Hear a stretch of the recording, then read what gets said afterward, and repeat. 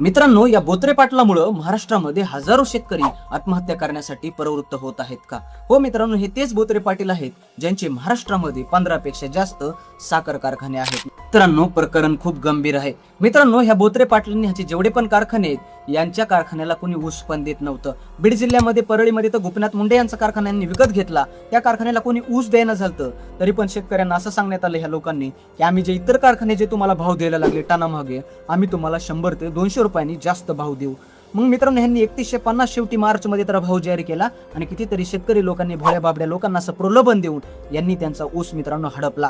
त्याच्यानंतर ज्यावेळेस मोबदला द्यायची वेळ आली त्यावेळेला ह्या लोकांनी फक्त कितीतरी महिने तर मोबदलाच दिला नाही, पैसेच दिले नाहीत. दुसऱ्या कारखान्यांनी 15 दिवसात महिन्यात शेतकऱ्यांचे पैसे दिले, तरी पण या कारखान्यांनी पैसे दिले नाहीत आणि शेवटी बिल फक्त शेतकऱ्यांनी आवाज उठल्यावर 1800 रुपयांनी काढलं. मित्रांनो, शासनाचा भाव किती? 2500 रुपये हमी भाव. म्हणजे प्रत्येक कारखान्याला नियम असतो की शासनाच्या भावापेक्षा जास्त भाव द्यायचा. तरी पण ह्यांनी दिवाळखोरीच्या नावाखाली आज शेतकऱ्यांची साथ फसवणूक केली का मित्रांनो? मित्रांनो, विचार करा, आज कितीतरी ते जे शेतकरी जे मुकदम असतात, जे ऊस घेऊन जातात त्यांच्या ट्रॅक्टरमध्ये, आज ते लोक 30-30 लाख रुपये वेचाने काढतात लोकांचे. या कारखान्यांकडून नंतर पैसे मिळणार असतात.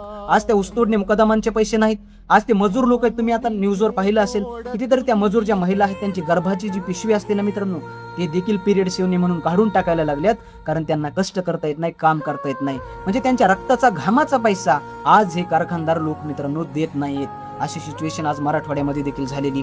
जे परळीचा कारखाना गोपीनाथ मुंडे यांचा जे विकत घेतलेला ओंकार शुगर